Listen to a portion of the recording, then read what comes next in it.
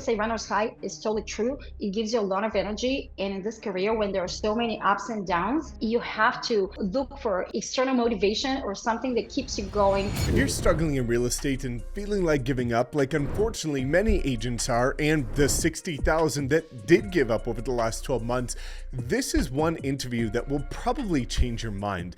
Today I bring on Donika Parker, who is an absolute rock star, and she breaks down her keys to success. She's a massive top producer, but the strategies are maybe not what you're thinking they would be. And what we do is break down the truth about what it takes to go from maybe where you are today, which is struggling, overwhelmed, stressed, and feeling like giving up, to building a massive producing business with financial freedom, but also time freedom. And one thing that is really important to Donika, which is health. She has done marathons and she takes good care of her health, which is going to go into some of the mindset hacks that you need to be aware of right now if you want to go from maybe broke to wildly successful. So before we're getting started, two quick things. Number one, I will link Donika's incredible content below so you can go check her out and see some of the strategies that she's using that we will break down in this video. And number two, if you would like to align with a complete rock star like Donika and get her one-on-one help to help you scale your business, well, I've linked her calendar below so you can chat with her privately on Zoom. So without further ado, let's bring on Donika and give you the roadmap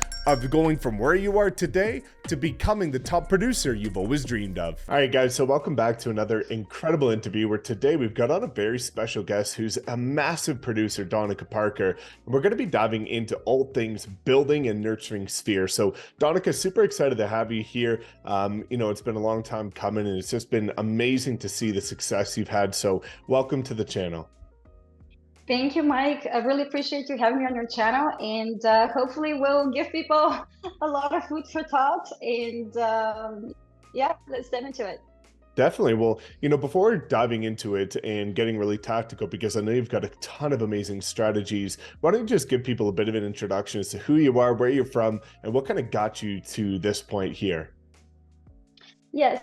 So I am originally from Bulgaria. I really came to the United States when I was in my early 20s, and it's been a difficult journey, an amazing journey also, because there's always room for growth personally, professionally.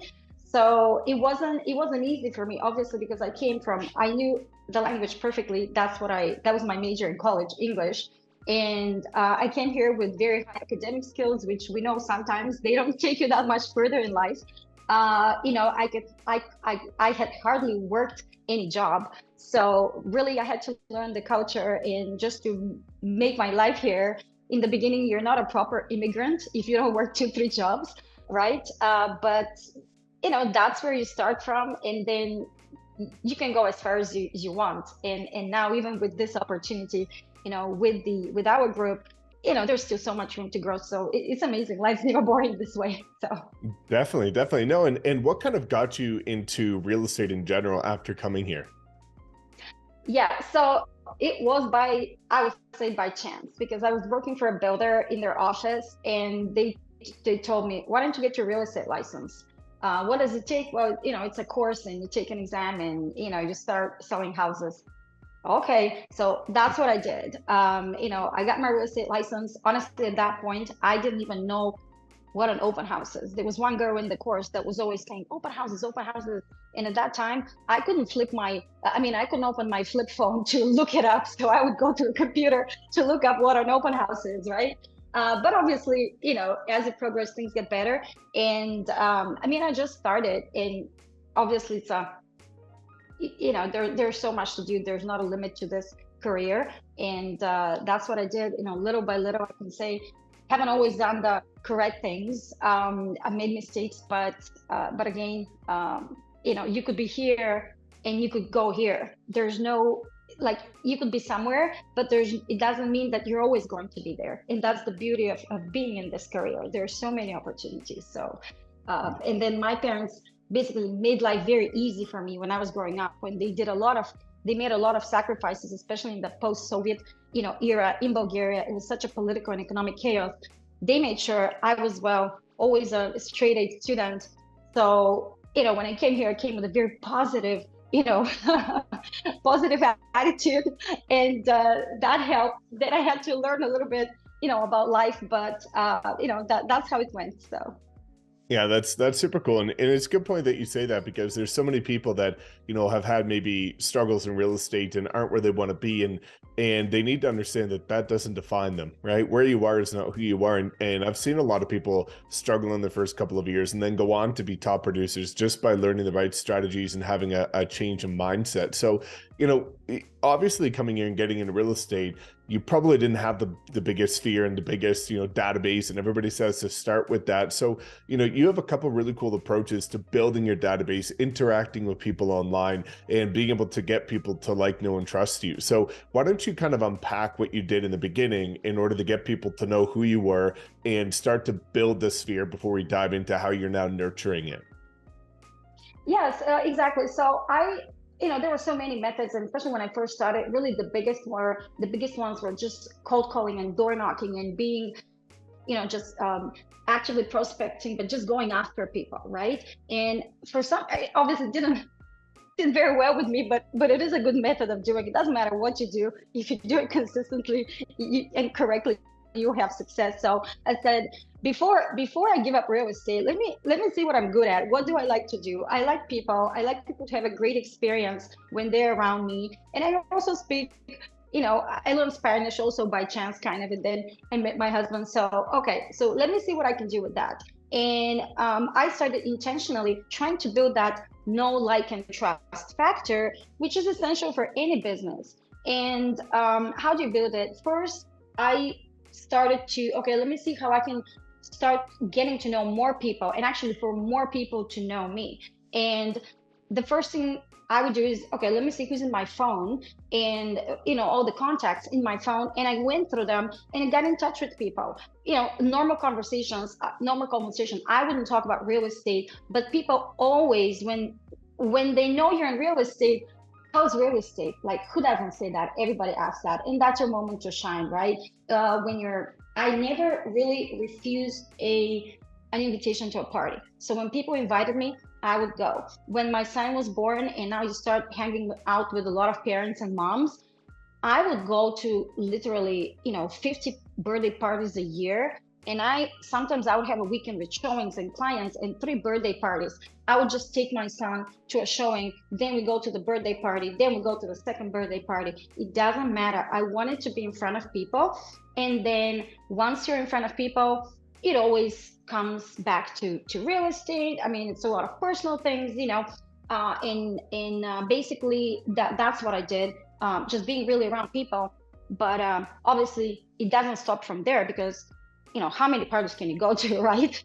In the end, and you can't be in front of people all the time. So that's when social media came into play, because if I would meet a new person, I would always, after that, I would, start following them on Instagram, or I would, friend them on Facebook. And because we already established a connection, it's very natural. Of course, they would accept my friend request. They met me, they talked to me for maybe 5 minutes, but now it's natural to, to start that relationship. So after that, I would actually start paying attention to that person, see what they're doing, commenting on their post, always with something meaningful, right? Like, I wouldn't just put a couple of emojis. If it's somebody's birthday, I would say happy birthday. And if I know a little bit about the person's personality, I would maybe hope, keep that beautiful smile on, or whatever, right? So something to really make people, pay attention. I mean, make people notice you, right? And also, I don't like anybody's post. I love everybody's posts. So liking is just too generic. When you have a reaction, again, people notice that. So once I started doing that, I saw that people were also paying attention to my posts and my stories. I'm very heavy on stories, and at that point, they would actually start seeing what I'm doing, that I'm a professional, that I work real estate, that I give tips, and then I'll start building a relationship. And when the time comes for people to, call me, to think about real estate, they would call me, and that's how I did it. Really looking through my phone, connecting to those people through a call or a message, then going on social media, finding them, right? Starting the connection and the relationship there. And sometimes I would meet them in person somewhere, right? And that would also work. And actually, and that was when I was, looking at what people were doing, it was like a regular schedule in my week. So every evening, I would go, because it's a time when you don't need much mental energy to look at posts, right? Yeah. So I would go and I would look at, let's see what this person is doing. I would literally go down the list of my friends and check what they're doing. And if you do that 2-3 times a week, you're not going to miss an important event, an important post, and you know what's happening in people's lives. So that's what I did. I mean, literally, just start paying more attention to people, and so that they could also see what I'm doing. And of course, the algorithm sees the interactions, so they show more of you to them, and that's how trust is built, when people see what you actually do, and they know that they can trust you. When you meet people in person, you have to also show good energy, high energy, right? Nobody wants to be around whiners, complainers. We all have these moments, like, who doesn't have meltdowns, right?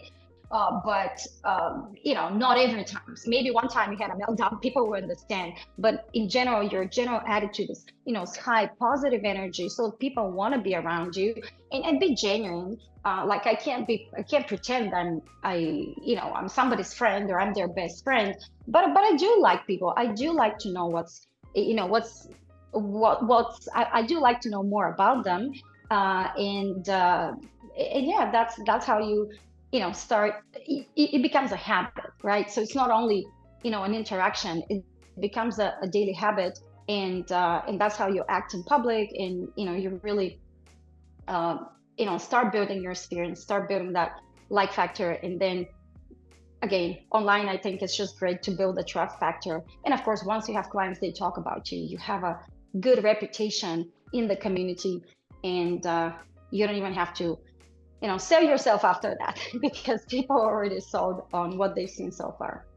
Yeah, definitely. And I think, as you alluded to, it's really important to interact and have a mutual engagement with people on social media. A lot of people want it to be a one-way street where they're just getting people to interact with them, but they're not interacting back. And I think, one of the things I would love for you to just briefly touch on here is, obviously you're going to be interacting with people, and they're going to come to your profile and they're going to check you out.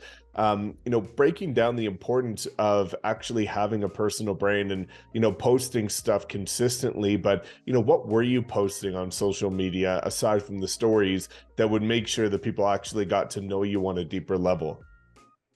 Yeah, exactly. So I would say, okay, who's my audience? Are they buyers, or my circle of influence? Are they buyers, sellers, homeowners? And what I do is I really gear my content towards those people. So if they're homeowners, I would talk about, let's say around January, I would talk about homestead exemption, because people have to, if they bought a house, they have to file for homestead exemption.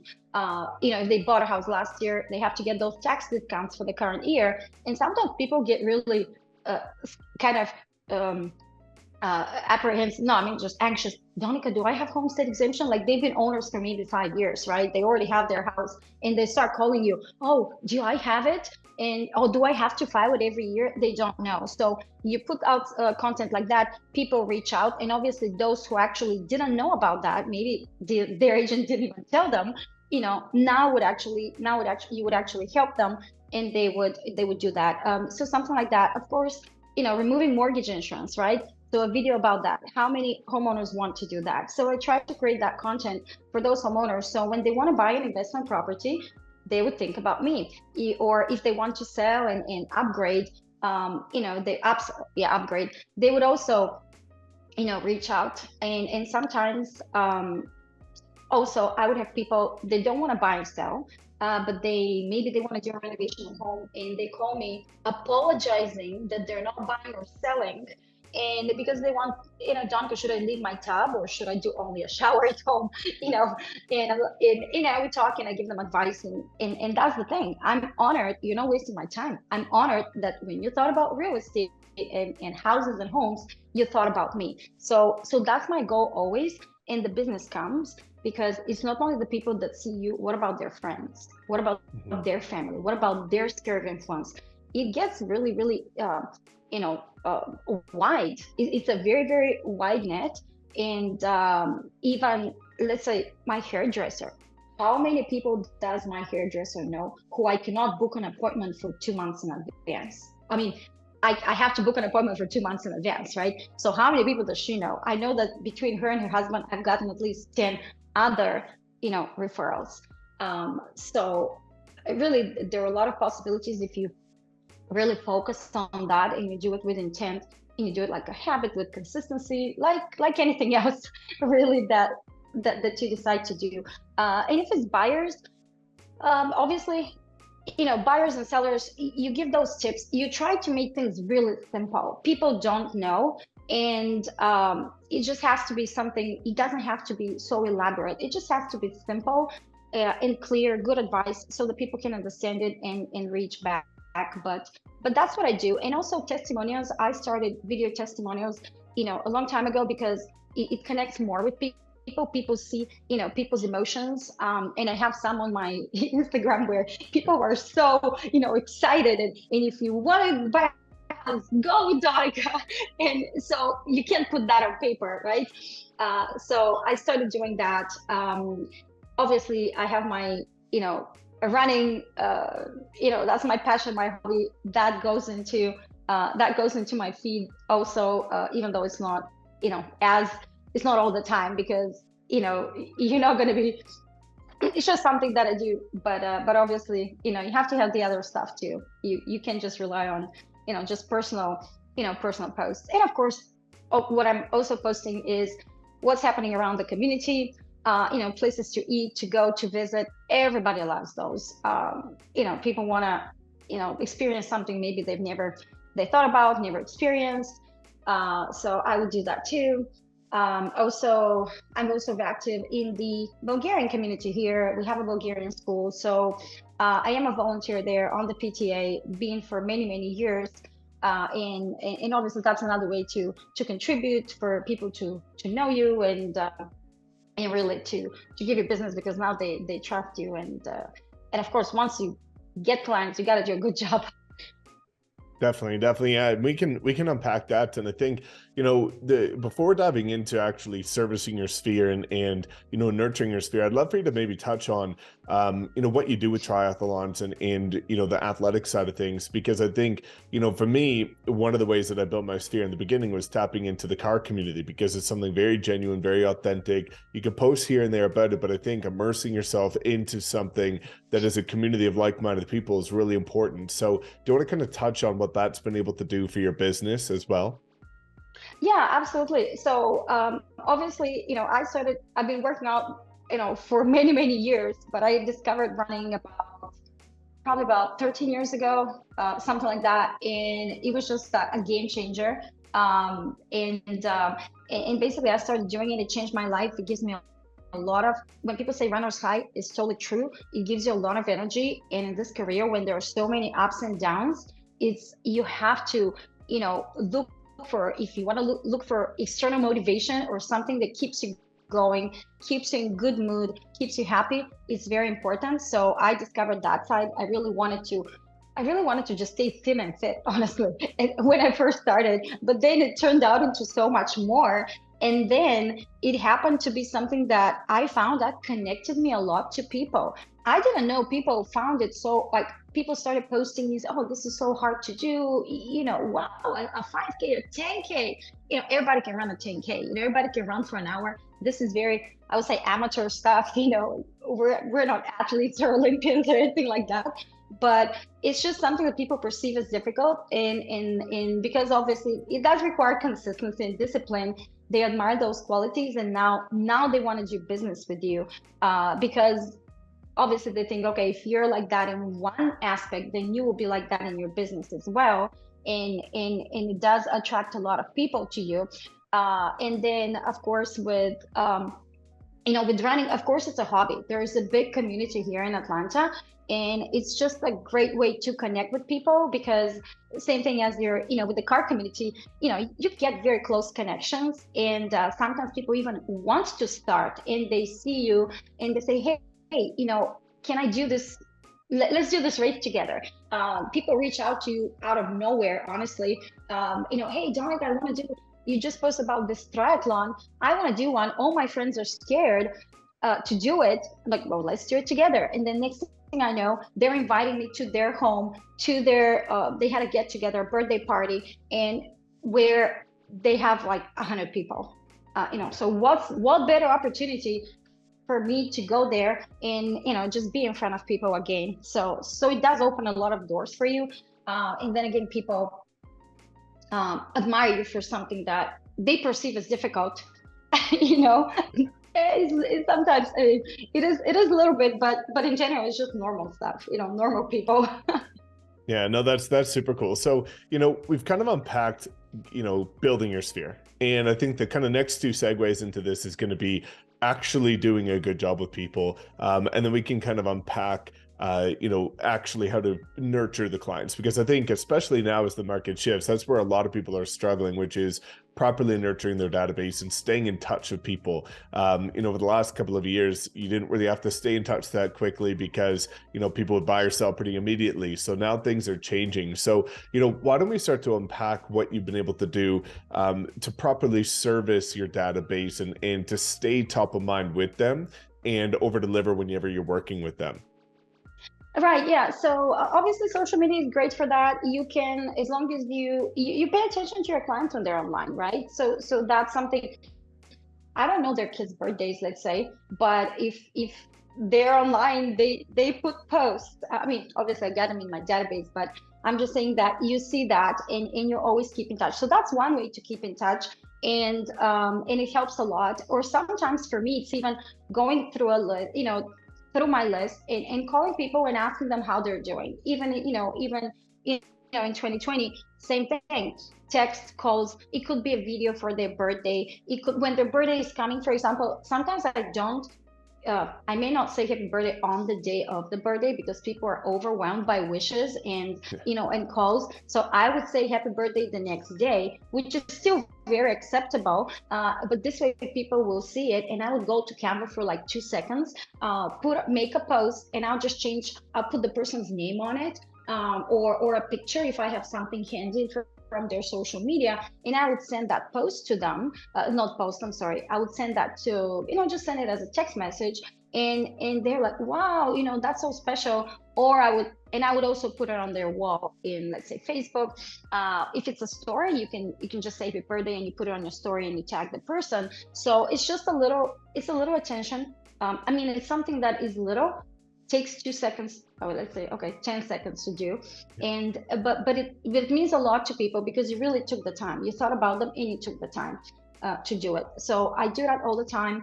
And really just connect, even just a phone call, right? Even just a phone call, a text message. If they were, maybe they had a trip or some life event, I would take a note, and then when I call, I would say, hey, what happened with that?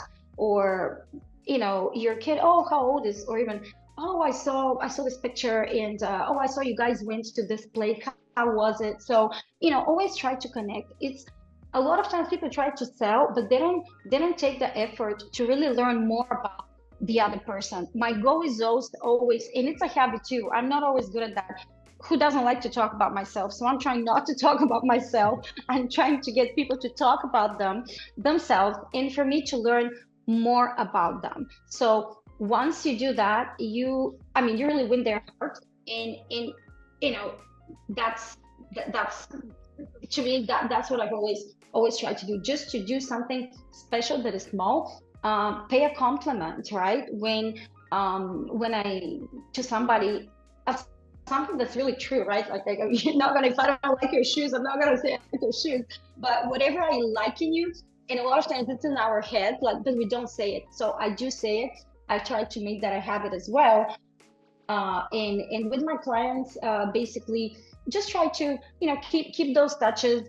And just for them to know that I genuinely care how they're doing, right? And then the business is gonna come. You know, it always comes.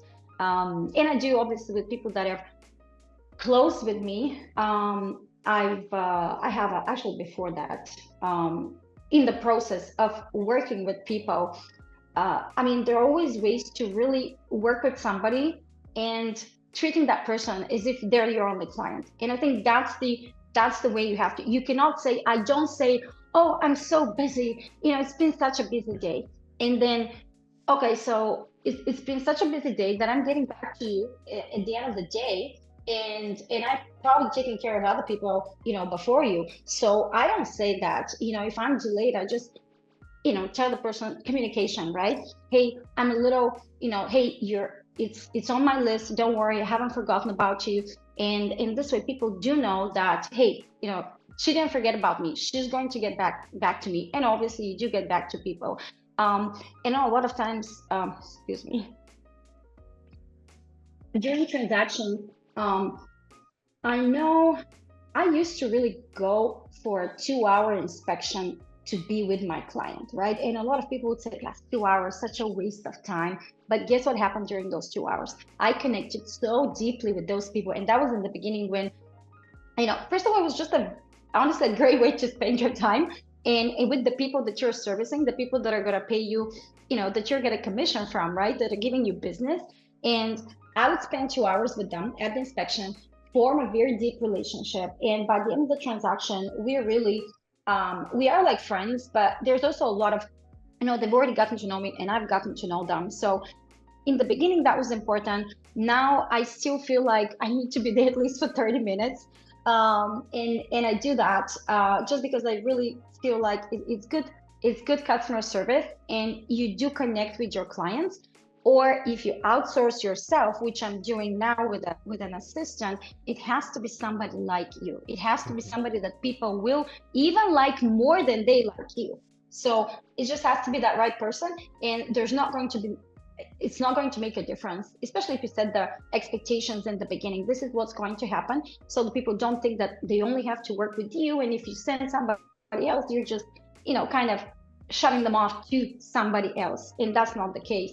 But again, if you have the right person for that, it's just not going to make a difference. I'm still very present, even if, you know, let's say my assistant has, you know, is working with them. I'll still follow up and say, hey, how was this house? Did you like it? Right? So that they feel like I'm still there. And in this way, the relationship still keeps, you know, still keeps going. So, you know, that's what I would normally do. And of course, it's just communication and really caring about people. People see it. You don't try to force them into a house. Let's say, you know, that they're buying, or if you're working with a seller, you really, people see when you care, when you go to their home and you really make the effort of, you know, this is what you have to do. Or say, Donika, I don't want to do that. Whoever's going to buy the house is going to buy it. I'm like, no, they're not going to buy it. We got to do this. You're going to spend $100. People will give you 10,000 for those $100. So let's do that. If they don't want to do it, I'll do it. You know, if it's something small. So, and then, you know, you really see that. Right now I have a review on Zillow. I think it's like 3 pages from one seller that, you know, obviously, you know, you tried to help them. They were resistant, but you were insisting and you told them the benefit of doing that. And then when the sale happens, they see, you know, that was the highest sale in the community. And you know why? Obviously, it is a market, we have a high demand. Of course, yeah, that helps a lot. But you're not going to get that money if you don't, you know, put that effort in the beginning. And then obviously with marketing and great photos, professional photos and professional marketing, things will happen. But, you know, just always really go above and beyond. People will notice. People will know when you're doing a mediocre job, and they'll know when you're doing a good job. So yeah, that's what, you know, what I've tried to do, because you want those referrals later on. I don't want to be, you know, just always trying to get new clients. That's one of the great ways to, you know, just have people refer you to the people they know, their families, friends, and the business comes back to you. Yeah, for sure. And I think, one of the important concepts that you kind of brought up there, which is good to unpack, is the evolution of your business. Because I did the same as you in the beginning, before I became a top producer, I was, at every single showing, I was at every single inspection, I was doing everything possible to spend more time with people in order to build and establish that connection. But then, as you alluded to, off camera, as you get busier, you get busier, and there's so many things in life that are going to start to kind of amass on top of itself, to the point where you genuinely, if you want to build a scalable business, you cannot do that at some point. And I think a lot of people, and I fell victim to this for a short period of time, where people struggle to identify when that inflection point happens, to the point where they're trying to operate a scaling business like they did in the beginning, and then they start to plateau. So, I think it's really good that you touched on the fact that you now have an assistant and they are helping you with certain things. Do you want to kind of maybe dive into what they're helping you with and some of the activities that they're able to do to create more leverage of your business? Yes, so it's really important. I didn't have an assistant for a long time because I didn't stop.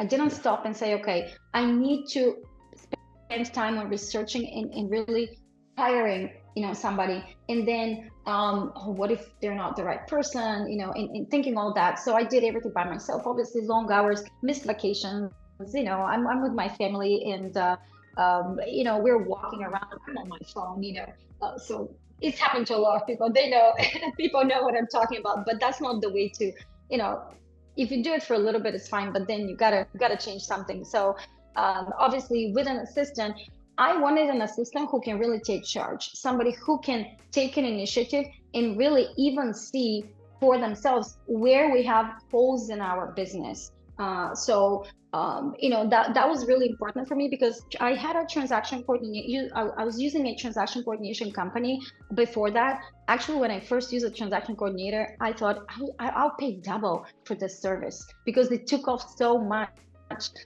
time and energy for me, that I was so happy, obviously, when I first did it. But then with an assistant, it's just that she's plugged into everything I do, and she's now licensed assistant also. So just looking for somebody who takes initiative and can actually improve things in your business. So obviously she's helping me with showings, but also behind the scenes. Really everything, the database, KV Core that we're using, my website, she basically, she builds it, I approve it, gives me suggestions. Obviously we have to obviously introduce a system for us to communicate, and not just via messages and WhatsApp, right? Because that communication gets lost. So we did get Asana, and even in the beginning, she was like, hey, this is getting a little chaotic. Let's get, something where we can have our communication. I said, okay, I researched a few softwares. We got Asana, and now it's everything's there, all the tasks and that. So I think we work well, and basically, then we can, if you have somebody like that, then you can hire more people based on what you need, right? You can have a virtual assistant, for certain other tasks. But she does my graphics, like some graphics flyers. She's a graphic designer by, that's what she graduated from in college. So she helps with a lot. I'm actually lucky and grateful to have her. But somebody like that, basically, that takes charge and takes initiative, that they can help your business. They don't wait for you to tell them every time what to do. They take initiative. They know what they need to do once they learn how you operate. Yeah, certainly. I think that's so powerful, is creating leverage within your business, and having the ability to let go at some point. And I found personally too that whenever you start to outsource, it really kind of strengthens your understanding of your own business, because have to have somebody kind of duplicate that. So it really allows you to unpack any of the holes in the bucket. So as we're pulling this full circle, there's going to be a lot of agents listening to this that maybe have either A, are just getting started, or B, really struggled over the last couple of years, and or maybe this year has not been their year. What is your best piece of advice to people that aren't where they want to be today, but they're still hanging on to their license, saying that they feel like they can do better?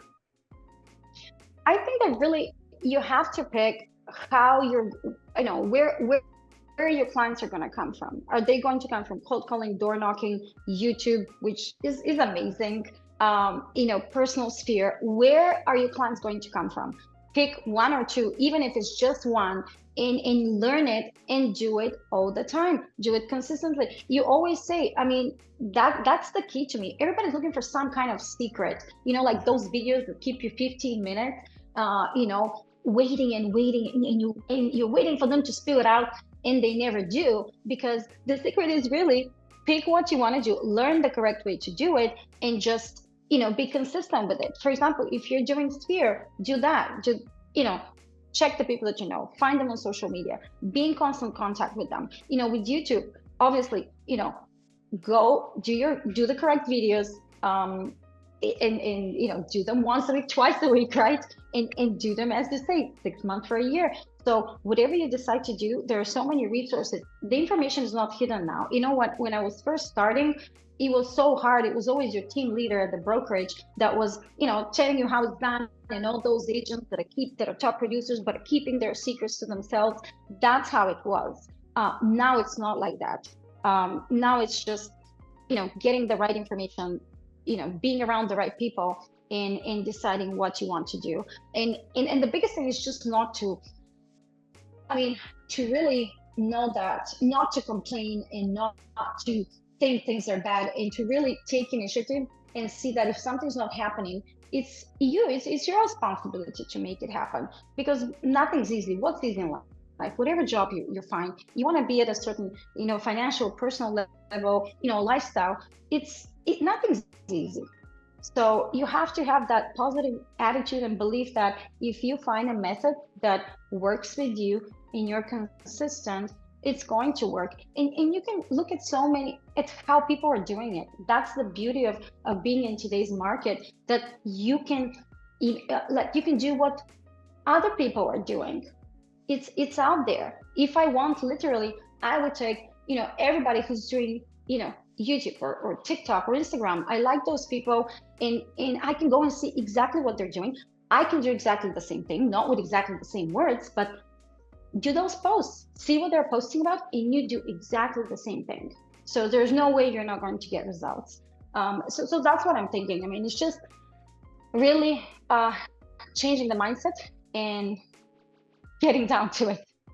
Yeah, the mindset is so important, and it's the one reason why people fail is blaming other people, blaming external forces, and we all know that it's an internal issue. And as you alluded to, sticking to one or two things and doing it consistently for an extended period of time, you're always going to succeed. And I think, as you kind of touched on there, everybody's already proven what works, and it's just finding out which avenue you want to take and then modeling after what they've already done, whether it be content, videos, anything like that, prospecting strategies, and just being consistent and committing to it. So, the last thing I always like to talk about, Donika, is obviously, you've been able to partner with us, and you've got an incredible sponsor with Vinay and myself. And so I'd love to kind of touch on, or have you touch on, what made you end up coming over to EXP and aligning with Vinay and myself.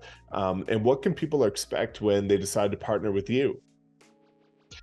So yes, I know we don't have endless time. Otherwise, I could talk forever about that. But really, I wasn't planning to be anywhere else, right? At the brokerage where I was kind of comfortable getting a top producer and being in front of people. I wasn't going anywhere. But I discovered the social strategy mastermind at that time. Vinay was one of the agents there, and there was so much good energy in the group, with agents just willing to share and collaborate, and I really found my place, honestly, because everybody was very that was one thing, just very, very genuine, willing to share their success and how they did it, and just an overall very good synergy and energy in the group. And of course, the value proposition, right? Like you never asked me to join. You showed me why I should join, and you continue showing it on your channel. People see the value proposition, and that's what really made me switch. I actually had a big FOMO, because I was like, hey, if I don't go there, I'm really kind of staying behind, and I'm going to lose all these people in this amazing group that I could be part of. So that's what I did. I joined it, and I think I'm really at the right place. I'm very excited for the future as well, because there are so many opportunities with this model and in this group.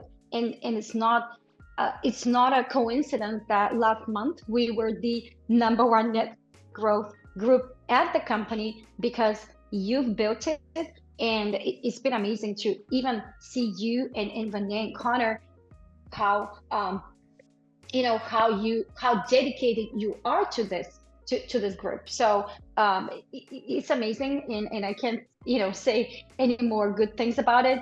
And of course, with people that join us now, I do have a team here locally, and I do have an agent in Nevada as well, in Las Vegas, and we offer support in many different languages. Okay, so obviously, everything that I've learned, I love giving to people knowledge that I've gained, and there's nothing more satisfactory than that, right? That somebody does like what you do, want to learn more about it. And then and then again, we've got Bulgarian. Sorry, I should start with English, Spanish, Bulgarian, Portuguese, Hindi, even Gujarati. Okay, so yeah, we do offer support in different languages. I always welcome people to reach out and find out what we can help them with, because there are so many ways to do things.